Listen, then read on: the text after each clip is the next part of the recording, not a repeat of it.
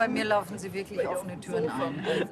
Bei der wunderbaren Ministerin ist es ja schön, wirklich die offenen Türen einlaufen zu dürfen. Überall ist ja der Missstand schnell erkannt, aber es fehlt anscheinend am festen Willen, ihn zu lösen. Dabei könnte es so einfach sein. Einfach machen. Der Erfahrung nach, aus der eigenen Arbeit, wir sind ja nun mal Systems Designer, ja, und wir gehen in Kommunen und sagen, ihr könnt alles auf den Kopf stellen und wir kriegen das hin und ihr macht alles morgen anders. Und natürlich ist da genauso die Angst erstmal groß. Aber wenn es ein gemeinsames Ziel gibt, wenn man wirklich alle an einen Tisch holt und sagt, was wollen wir denn, was ist unsere Identität, wofür wollen wir stehen? Und dann gemeinsam dieses Ziel formuliert, dann ziehen auch alle mit. Und das kann ein Sender, das kann eine Organisation, das ist machbar. Das ist auch kein Prozess, der irgendwie 10 Jahre dauert. Das kann man in einem halben Jahr zum Beispiel hinkriegen, sich ein gemeinsames Leitbild zu setzen und zu sagen, das schaffen wir. In Schweden wird es schon gemacht. Hjalmar Palmgren, Chef der Filmförderung, erklärt den schwedischen Weg. 2003 we had a new film agreement. The film agreement, it's agreement between the government and different parties of the film business and television stations that regulates our film policies and our funds.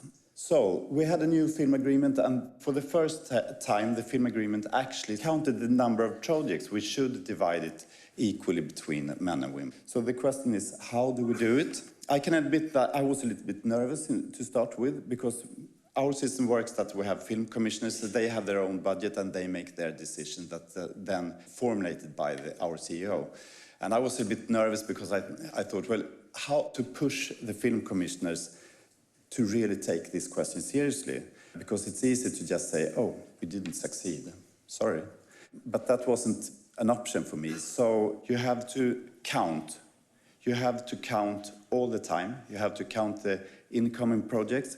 You have to count every decision, not in the end of a year and look in the back mirror how it worked. So what we're doing is we count concerning directors, scriptwriters and producers. Every time we have a decision meeting, we also read the statistics. How are we doing? What happens now? So we can follow the progression all the way. So halfway through this period, film agreement, you can see it actually looks quite good. It was actually almost 50-50 even the first year. So what you have to do is you have to talk a lot and you have to create awareness about the issue.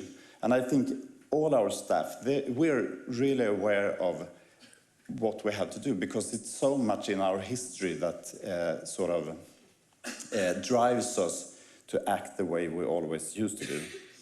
So this is the chart of feature films. Documentaries doesn't look as good, but I think that's a smaller problem, because documentaries always was much easier to deal with. So I think we had a great focus on fiction films, because I regarded that as a big problem. So we have to go through all the different types of films.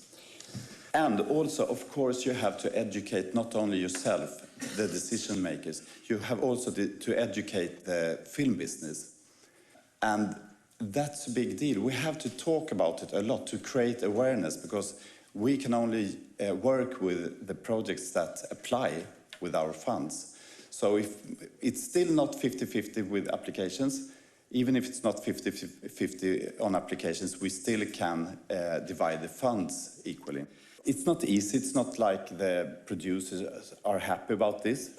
Some are quite obsessed, of course, because it makes their job harder. It makes our job harder, because it's, of course, the more filters you add on decision making, it gets more complicated. But I think it's doable. So. Wir hören oft den Satz, dass es bei der Auswahl der Filmprojekte und Fernsehfilme in erster Linie um Qualität gehen müsse. Daher könne es keine Frauenquote geben. Aber im Fernsehen wird ja bewusst auf Qualität verzichtet, weil die Einschaltquote das allerwichtigste Kriterium ist. Sind schwedische Filme mit der Geschlechtergerechtigkeit schlechter geworden?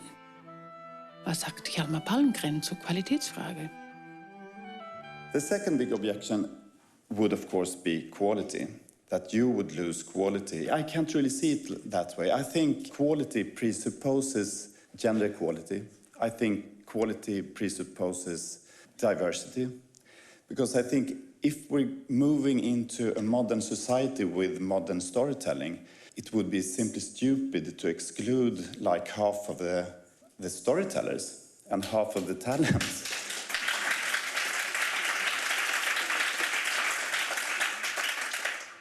And I think if we don't change this, we're going to have an old-fashioned, non-relevant film industry.